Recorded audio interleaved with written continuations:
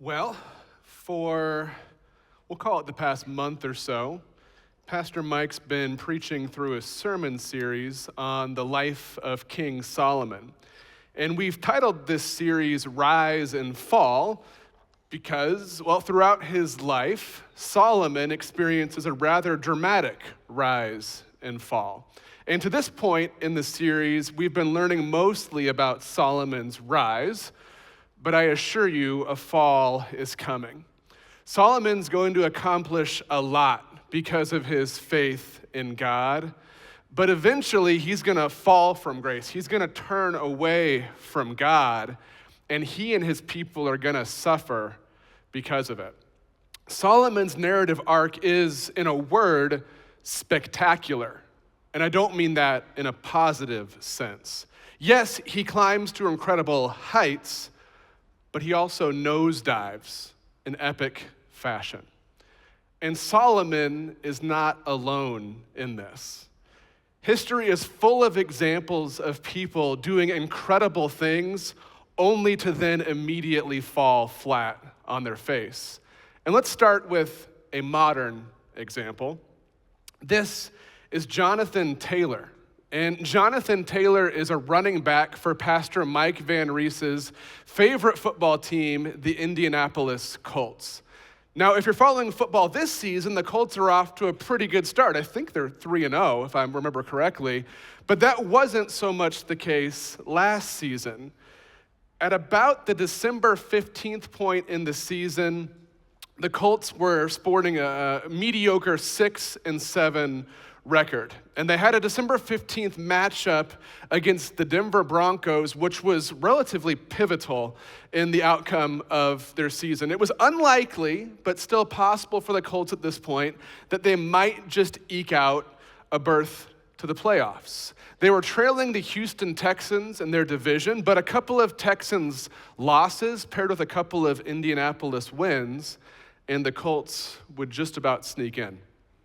And so with a few minutes played in the third quarter on that December 15th matchup against the Broncos, things were actually looking up for Indianapolis. They had a 13-7 lead, and they were driving down the field. And then on a 1st and 10 from the 41-yard line, Jonathan Taylor, who I just showed you a minute ago, he found a hole and he broke free. He ran untouched 41 yards into the end zone to put the Colts up by 2 scores. Much like Solomon, Indianapolis seemed to be on the rise. A mediocre season was turning around. A brighter future seemed possible until it didn't. Upon further review, it was determined that despite running all alone to the end zone, Jonathan Taylor had inexplicably dropped the ball a couple inches before he crossed the goal line. No touchdown. And in fact, what we thought was a touchdown to put Indy up by 2 was ruled a fumble. The ball was handed back to the Denver Broncos, and Denver would go on to win the game, and Indianapolis would go on to miss the playoffs. Now, I'm no Colts fan, but I have to imagine for those in the stadium, for those watching on TV, some questions emerged after that game. And chief among them would have been the question, how? As in, how does that happen? How does a guy run 40 yards untouched and then drop the ball right before he crosses the goal line? This is a person who's played football his entire life, who is extremely talented, extremely gifted. How does somebody like that do something so foolish? Well, I think a similar question can be asked of the main character in today's Bible teaching. Today, we find ourselves in Mark chapter 8, at a pivotal moment in the ministry of Jesus. Jesus and his team of disciples have been on the road for a while now, and Jesus, he's starting to make waves. In recent days, he's done things like cast out demons. He's fed thousands of people with just a few loaves of bread. He's restored sight to a blind man. He's walked on water. And rumor has it that a few weeks back, he even raised a young girl from the dead. People are wondering about him. They're whispering about him. They're gossiping about him. And so as they're walking on the road between villages, Jesus asks his disciples a question, and we find it in Mark 8:27. Jesus and his disciples went on to the villages around Caesarea Philippi. On the way, he asked them, "Who do people say I am?" Now, to you and me today, the answer to Jesus' question might seem pretty obvious. This is a guy who can cure sickness with the touch of his hand, who can command the wind and the waves, who can raise the dead to life. And to me, that sounds a lot like the Son of God. But you have to remember that to the ancient Israelites, the idea of everyday people doing miracles, that wasn't completely unheard of. For generations, God had been doing the miraculous through the people of Israel. And these folks were intimately familiar with stories like that of Daniel surviving in the fiery furnace, or the story of Isaiah curing King Hezekiah on his deathbed. They even knew stories of people like Elijah and Elisha who had used the power of God to raise people from the dead. Jesus was clearly important, but the jury was out on just how important he was. And this is reflected in the disciples' answer to Jesus' question. So reading on in our verse, here's what we find. Jesus and his disciples went on to the villages around Caesarea Philippi. On the way, he asked them, "Who do people say I am?" They replied, "Some say John the Baptist, others say Elijah, and still others one of the prophets." And to me, these answers seem to make sense. You have to think about the fact that many of these folks were speculating about Jesus based at times on a single incident that they'd witnessed, or maybe even less so, on an unconfirmed rumor about something Jesus had done. And in light of that, I think they were right to manage their expectations. But Jesus is wondering if maybe his disciples might have a slightly clearer sight of who he is. After all, his disciples have literally been traveling the countryside with Jesus for months at this point. They've lived every minute of their lives with him over that period of time. And so, Jesus gets to the heart of his question in verse 29. "But what about you?" he asked. "Who do you say I am?" And it's at this point that our hero enters the scene. Peter answered, "You are the Messiah." Peter, perhaps the most famous founding father of the Christian faith. Peter features heavily in the gospel story, and in his better moments, Peter's a pretty impressive guy. He's unapologetic in his faith. He is bold in his witness for Jesus.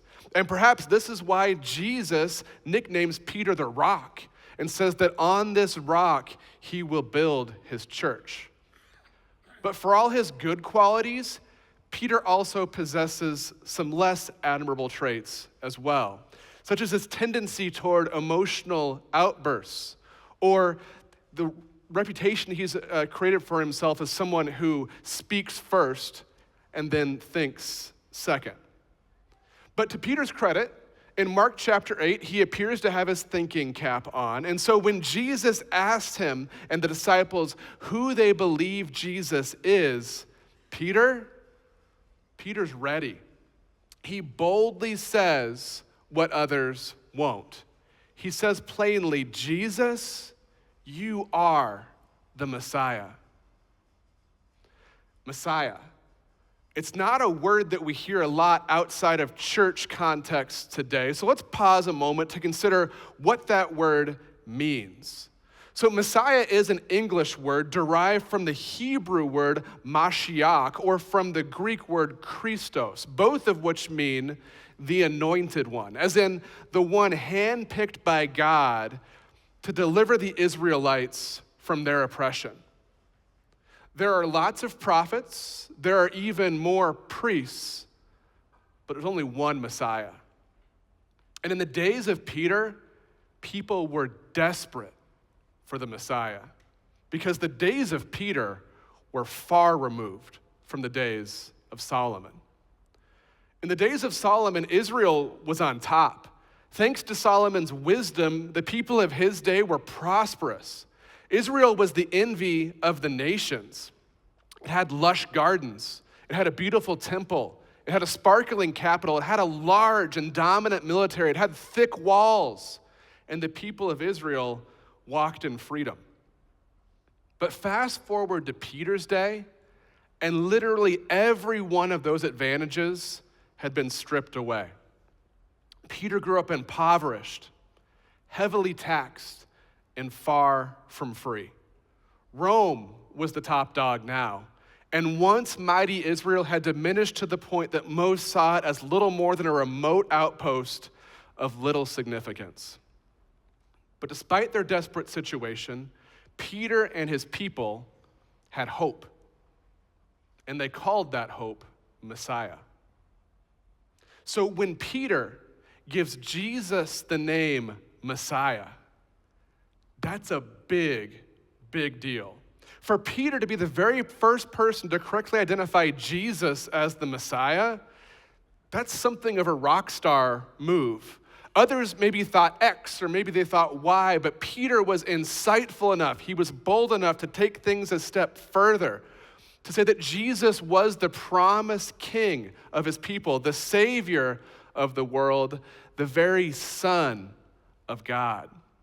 This was Peter draining a half-court three at the buzzer, or intercepting a pass and returning it for the game-winning touchdown. This was Peter saying something exciting, something meaningful, something profound, and then dropping the mic and watching as that mic falls directly on his big toe. Because as good as things look for Peter at this point, you're going to be astounded at how quickly things go from bad to terribly, terribly wrong.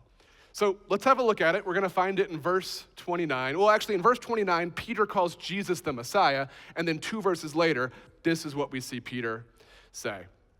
So he, that's Jesus, began to teach them that the Son of Man, which is just a different way of referring to the Messiah, the Son of Man must suffer many things and be rejected by the elders, the chief priests, and the teachers of the law, and that he must be killed and after 3 days rise again. He spoke plainly about this, and Peter took him aside and began to rebuke him. So hear that again. Jesus spoke plainly about this, and Peter took him aside and began to rebuke him. Rebuke, as in like tell him off, as in put him in his place or to scold him. In one breath, Peter is saying, Jesus, you are the Son of God. And in the next, he has the audacity to tell him he's wrong. What? This would be like me, a guy who played B-team basketball in middle school, walking up to Caitlin Clark and offering her some advice on her jump shot. It just doesn't make any sense. What is Peter doing here? And this sort of thing, to be completely frank, is not at all out of character for Peter. Peter's a guy who has a habit of swinging wildly between dramatic acts of faith and equally dramatic face plants. In Matthew 14, we read about Peter seeing Jesus walking on the water and having the boldness to himself step out of the boat and walk on the water toward Jesus, only to lose faith about halfway there and begin to sink into the sea. Solomon's rise and fall took him an entire lifetime, but Peter has a tendency to rise and fall at the speed of light. Kind of like this.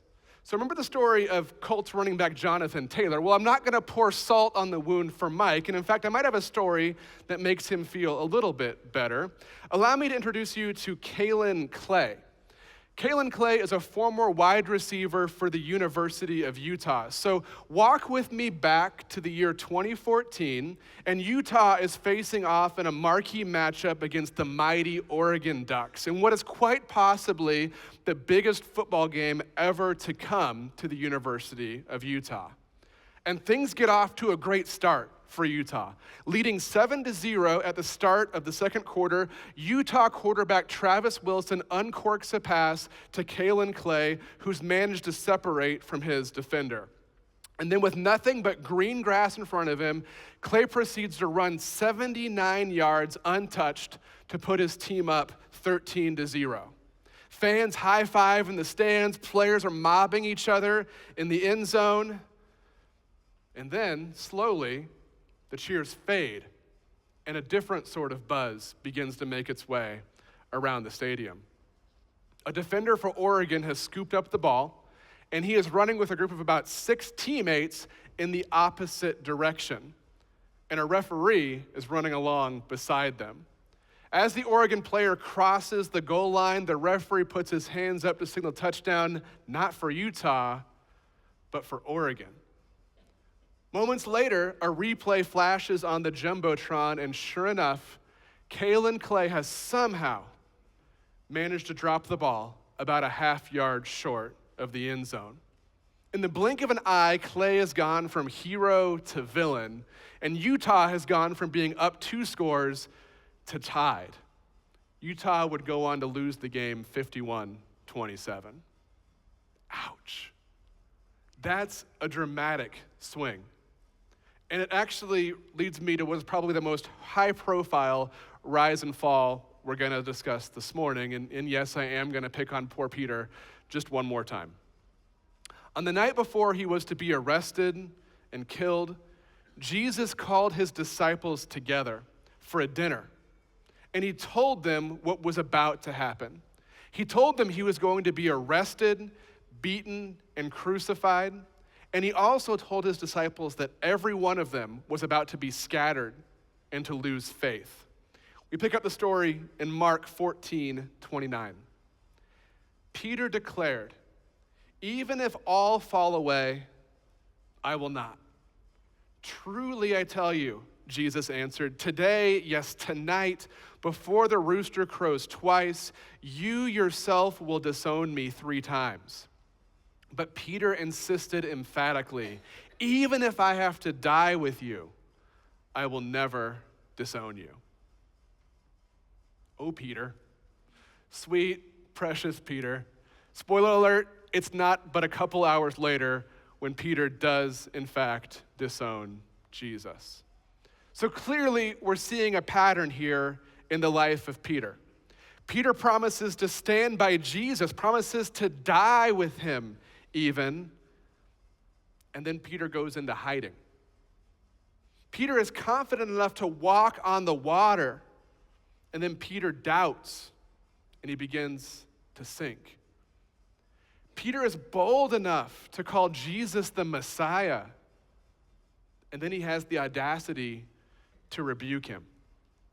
In every one of these instances, we see Peter, who, by the way, is a strong man of faith, completely falling apart. We see a man who's capable of insight and wisdom and boldness falling flat on his face. And just like with Kalen Clay or with Jonathan Taylor, I have to ask how.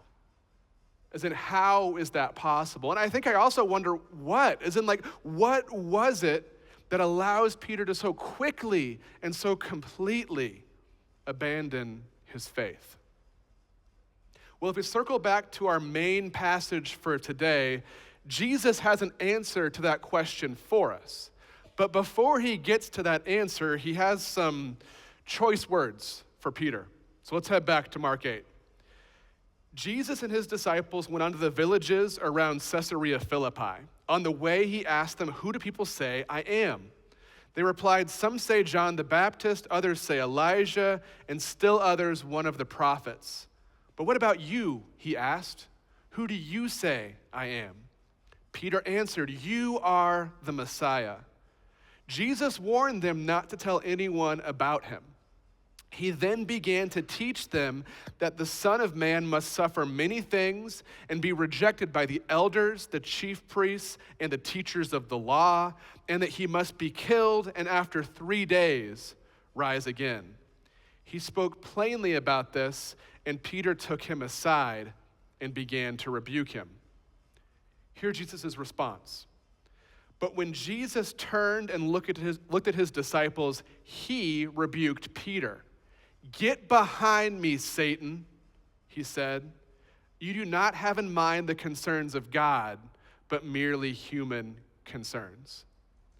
Peter may have dropped the mic a minute ago, but now it's Jesus' turn. "Get behind me, Satan." Can you imagine trotting out that line in your next argument?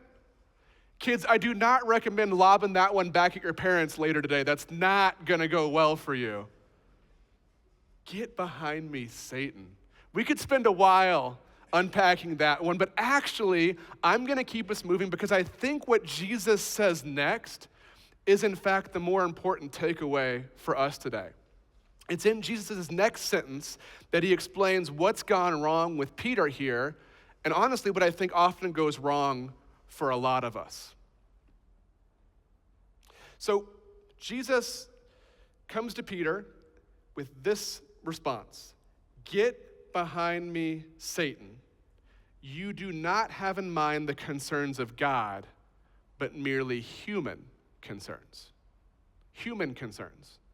Some might call this egoism or self-centeredness. Call it what you will. But the bottom line here is that Peter's preoccupation with himself, his presuppositions about how God works or how a Messiah should act, Peter's own short-sightedness about God's plans not just to redeem him and his people, but all people for all time. All of that is what leads Peter to lose faith. We see it on the stormy sea. Peter is literally able to walk on water, not because of some superpower or because of some sublime understanding of physics, but rather because Peter is placing his confidence in Jesus. But the moment that Peter's focus shifts from Jesus back to the gusting wind and the raging sea and his own human limitations, the moment his mind goes there, that's the moment when Peter begins to sink. And we see it, again, these human concerns of Peter, again, at the Last Supper. When Peter says he's willing to die for Jesus, I believe him. I think he really is ready to die. And likewise, when Peter calls Jesus the Messiah, I think he means it. I think he genuinely believes. Peter believes in a Messiah who's worth dying for.